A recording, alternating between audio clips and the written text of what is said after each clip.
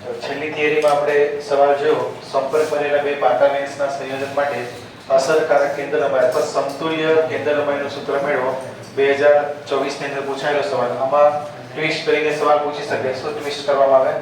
કેન્દ્ર લંબાઈની જગ્યા પર પાવર પૂછવામાં આવે અથવા મોટવણી પૂછવામાં આવે તો આ જ થિયરીને આગળ આપણે આ રીતે કરી શકીએ.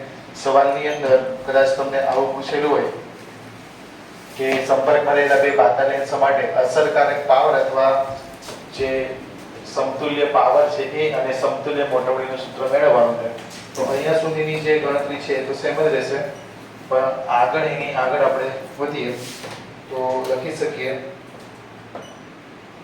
સમતુલ્ય કેન્દ્ર લંબાઈનું સૂત્ર આપણી પાસે આવ્યું 1/f સમતુલ્ય બરાબર 1/f1 વત્તા 1/f2. અને આપણે પાવર વાળી થિયરી જોયું હતું તો લેન્સના પાવરનું સૂત્ર યાદ કરો તો સૂત્ર હતું P બરાબર 1/f. કેમ કે લેન્સના પાવરનું જે વ્યાખ્યા આપી હતી શું હતી વ્યાખ્યા? તો કેન્દ્ર લંબાઈના વ્યસ્તને પાવર કહેવામાં આવે લેન્સનો, અથવા તો આપણે કહી શકીએ કે લેન્સની વડે જે કિરણો છે એના કેન્દ્રિત કે વિકેન્દ્રિત કરવાની જે ક્ષમતા છે એને લેન્સનો પાવર કહેવામાં આવે. તો આ સમીકરણનો ઉપયોગ ઉપર કરીએ તો લખી શકાય P સમતુલ્ય બરાબર P1 વત્તા P2. તો આ સિમ્પલ આ તમારું પાવરનું સમતુલ્ય સૂત્ર છે. કેમ કે 1/f1 બરાબર થશે P1 અને 1/f2 બરાબર થશે P2 અને 1/f સમતુલ્ય બરાબર થશે P સમતુલ્ય. કેમ કે P બરાબર થાય 1/f. તો આ પાવરનું સમતુલ્ય એટલે કે એનો મીનિંગ એવું થાય કે જ્યારે બે લેન્સોને સંપર્કમાં રાખવામાં આવશે આ રીતે બહિર્ગોળ લેન્સોને આપણે સંપર્કમાં રાખીએ તો આમની જે પાવર છે ક્ષમતા છે વધી જશે, કેન્દ્રિત કે વિકેન્દ્રિત કરવાની ક્ષમતા. બરાબર, આનો જ ઉપયોગ આપણે કરશું સંયુક્ત માઇક્રોસ્કોપ કે ટેલિસ્કોપની અંદર. એની ક્ષમતા વધારી હોય કે આપણે દૂરનું વધારે જોવું છે અથવા નજીકનું જે આપણે સૂક્ષ્મ અંતર જોવું છે તો એનો પાવર વધારવો છે લેન્સનો, તો બે લેન્સોને સંયોજનમાં રાખશું. સંયોજનમાં એટલે કે સંપર્કમાં રાખી દઈશું. બરાબર, એનું સંયોજન બનાવશું. તેવી રીતે સંયુક્ત મોટવણીનું સૂત્ર આપણે મેળવવાનું છે સમતુલ્ય મોટવણી માટે. સમતુલ્ય મોટવણી જેને આપણે m સમતુલ્ય કહીએ એ આપણે મેળવવાનું છે. બરાબર, તો એ મેળવવા માટે આપણે પહેલા તો લેન્સ એ માટે મોટવણી લખીએ. મોટવણી તો મોટવણીનું સમીકરણ આપણી પાસે લેન્સ માટે હતું. મોટવણી લેન્સ 1 માટે છે, એ માટે છે, એટલા માટે એને m1 નામ આપવું. તો ઉપર પ્રતિબિંબ અંતર આવે તો લેન્સ 1 માટે પ્રતિબિંબ અંતર હતો આપણી પાસે.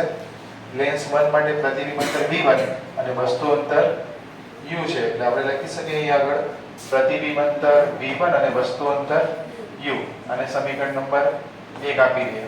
તેવી રીતે લેન્સ b માટે મોટવણી, લેન્સની મોટવણીનું સૂત્ર તો આપણી પાસે m બરાબર પ્રતિબિંબ અંતર ભાગ્યા વસ્તુ અંતર. તો લેન્સ b માટે મોટવણી માટે પ્રતિબિંબ અંતર શું છે? પ્રતિબિંબ અંતર છે b અને તેનું વસ્તુ અંતર છે v1. એટલે સમીકરણ બનશે આપણી પાસે પ્રતિબિંબ અંતર b અને વસ્તુ અંતર v1 અને સમીકરણ નંબર 2 આપી દે. હવે આપણી પાસે લેન્સના મોટવણીનું સૂત્ર છે. લેન્સના મોટવણીનું સમીકરણ પરથી સૂત્ર તો આપણી પાસે m બરાબર પ્રતિબિંબ અંતર ભાગ્યા વસ્તુ અંતર. આ સમીકરણને ઉપરના સમીકરણને v1 વડે ગુણતા અને ભાગતા, ગુણવાનું અને ભાગવાનું બંને છે. તો આપણું સમીકરણ બનશે m બરાબર v ના છેદમાં u ગુણ્યા v1 વડે ગુણવાનું છે અને v1 વડે ભાગવાનું છે. આ અંશની અદલા બદલી કરી નાખીએ તો તમને સૂત્ર કંઈક આવું મળશે v1 ના છેદમાં u ગુણ્યા v ના છેદમાં v1.